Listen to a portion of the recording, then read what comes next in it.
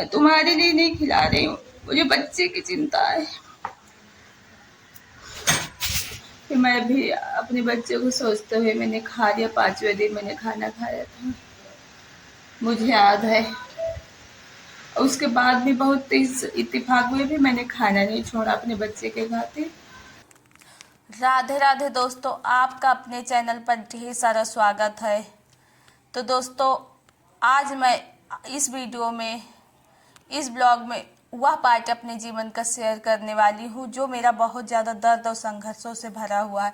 वैसे तो विवाह के बाद मेरा पूरा जीवन ही संघर्षों से भरा हुआ है। आज भी मेरा जीवन संघर्ष से भरा हुआ है, जो कि मेरी तकलीफ़ें, मेरी कठिनाइयाँ ख़त्म नहीं हो रही। मैं 7 महीने से पेट से हूँ और आज भी मेरा जीवन किसी तलवार की धार पे चलने के समान है। आए दिन घर में लड़ाई, दंगे, कलेश, झगड़े होते रहते हैं, गाली गलौज। इस हालत में 8वें महीने की प्रेगनेंसी में मैं ऐसे दौर से गुजर रही हूँ। यह सब मैं आपको बताऊंगी। दोस्तों, हमारा नाम मीना है। उत्तर प्रदेश प्रयागराज जिले के एक गांव में रहते हैं। दोस्तों, सुबह सुबह उठे हैं, उसके बाद क्या बोलते, बेटे को टिफिन बना के स्कूल भेज के सबको चाय नाश्ता करा के बाकी काम करते रहेंगे, बर्तन वर्तन सब धोते रहेंगे। वो सब पूरा दिन चलता रहता है। आज सिर्फ आपको अपने दर्द भरे जीवन का कुछ पार्ट आपको बता रहे हैं।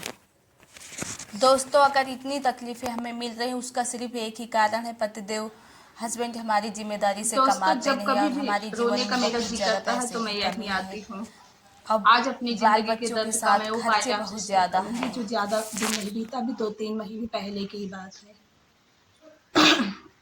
तो जब यह बात उस समय की है जब मेरा बच्चा 4 महीने का पूरने वाला था लगभग। वैसे तो हमारे घर में आए दिन लड़ाई कलेश मचता ही रहता है। उसके पहले भी लड़ाई हुए थे आए दिन, लेकिन जब मेरा बच्चा 4 महीने का होने वाला था तो वैसे तो झूठ नहीं कहूँगी, लड़ाई तो हस्बैंड ने ही शुरू किया था। मैंने 5 दिन नहीं खाया था। जब चौथे चौथे महीने प्रेगनेंसी मेरी होने वाली थी, 5 दिन नहीं खाया था। यहीं पड़ी रहती थी, घंटों घंटों तक रोती रहती थी यहीं पर अकेले। ये घर का ऊपरी मंजिले का हिस्सा है, यहाँ पे कोई ज़्यादा आता नहीं, एकांत है। अपना दरवाज़ा उधर क्लोज कर लेती थी और पड़ी रहती थी, घंटों घंटों भर रोती रहती थी। और शुरुआत तो ऐसे हस्बैंड जी लड़ाई का किए थे, उस बार खूब गाली वाली दिए थे। और उसके बाद फिर मैं गुस्सा हो, ज़्यादा बड़ी बात नहीं थी, बनाई थी देवरानी जी खाना, लेकिन थोड़ा सा भरता अच्छा नहीं था तो उसी को लेके इतनी ज़्यादा बढ़ा दिए थे लड़ाई। उसके बाद फिर सासू माँ खाना के टाइम पे हर समय लड़ती। और मेरा बेटा बीमार भी था उस समय, बड़ा वाला जो 10 साल का है, तो उसको मैं हॉस्पिटल भी लेके अकेले ही जाती। उस समय ड्यूटी कर रहे थे हस्बैंड, तो अकेले जाती। 3 दिन नहीं खाई हुई थी, फिर भी मैं लेके उसको गई दवा को। वापस आई घर में दोपहर के 11 बजे और पैदल चल के आई। पेट में 4 महीने का बच्चा होने वाला था और वो पैदल में चल के आई बहुत दूर से। 3 दिन से खाई नहीं थी, मेरी सास भी फूल रही थी। घर आई तो बड़ी ननद आई हुई थी, खूब हल्ला मचा रही थी, ये हो तुम वो हो, तरह तरह की बातें। फिर मुझसे भी थोड़ा गुस्सा हुआ, बर्दाश्त नहीं हुआ, मैं भी उनसे 2-4 बातें की। उसके बाद वैसे भी मैं 3 दिन से खाई नहीं थी, पर वो आई थी तो और बात को बढ़ा दी, लड़ाई करवा दी। बुला के मारने के लिए लाई थी अपने भाई को। वो ड्यूटी नाइट करते थे, दिन में सो रहे थे, उनको बुला के लाई थे मारने के लिए। मैं यहीं पे अपना आके दरवाजा बंद कर ली थी, ऊपर ही पड़ी रहती थी। और शुरू में भी मैंने एक दिन नहीं खाया था, एक दिन 2 दिन नहीं खाया था शुरू में, तीसरे महीने में। और चौथे महीने में पूरा 5 दिन नहीं खाया था। 5 दिन में मेरा पेट में पूरा पेट अंदर चला गया था, बच्चा बस थोड़ा सा घूम रहा था। तो मुझे चक्कर आ रहे थे, मेरी देवरानी मुझे जबरदस्ती पकड़ के रो रही थी, कह रही थी मतलब मैं तुम्हारे लिए नहीं खिला रही हूँ, मुझे बच्चे की चिंता है।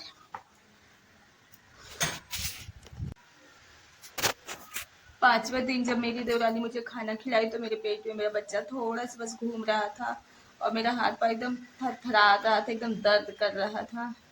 और वो बोली कि मैं तुम्हारे लिए नहीं खिला रही हूँ, मुझे भी तुम्हारे बच्चे की चिंता है बहुत ज़्यादा। फिर मैं भी अपने बच्चे को सोचते हुए मैंने खा लिया। 5वें दिन मैंने खाना खाया था। मुझे याद है। उसके बाद भी बहुत इस इत्तेफाक में भी मैंने खाना नहीं छोड़ा अपने बच्चे के खातिर। अपना जो भी बात होती थी सह जाती थी, चुप रहती थी, लेकिन मैंने खाना नहीं छोड़ा। उसके बाद तब अब 8वां महीना चल रहा है। आज भी सासू माँ बोली है कि जाओ अब विनोदों को बोल के कमाए। उनको कुछ बोलो तो गाली देने लगते हैं, बिल्कुल नहीं सुनते। मैंने कहा अम्मा आप भी बोलो, मैं तो बोलती ही हूँ।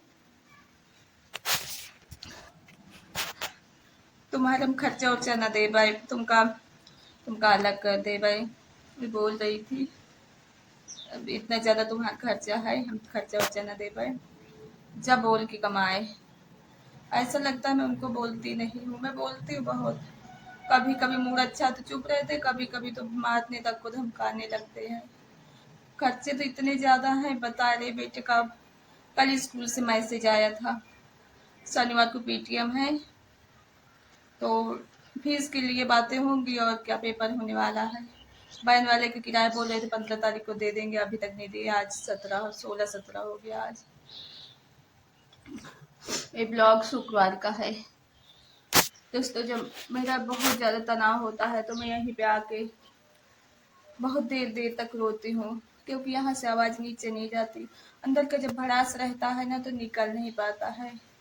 कि अपना यहीं पे आके जी हल्का होता है। थोड़ा से तनाव इतना ज़्यादा मुझे शुरू से दिए कि मेरी बाई आंख से, आज तो नहीं हुआ, कल परसों 3 दिन से लगातार हुआ था, बाई आंख से दो दो चीज़ें मुझे दिखने लगती हैं।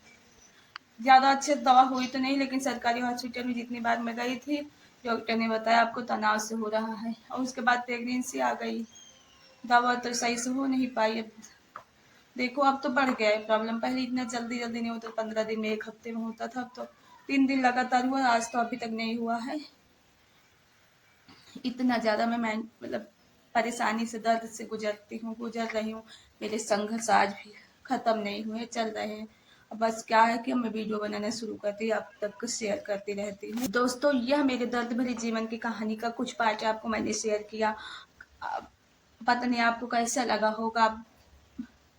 मैं वीडियो बनाती हूँ, आप लोग, मैं एक यूट्यूब फैमिली बनाना चाहती हूँ, और ये सब वीडियो शेयर करके आप लोग मुझे कमेंट करके ज़रूर बताना आप लोगों को कैसा लगता है, क्योंकि मैं अपने मन की हाल किसी से बोल नहीं सकती, मायके में बताते नहीं।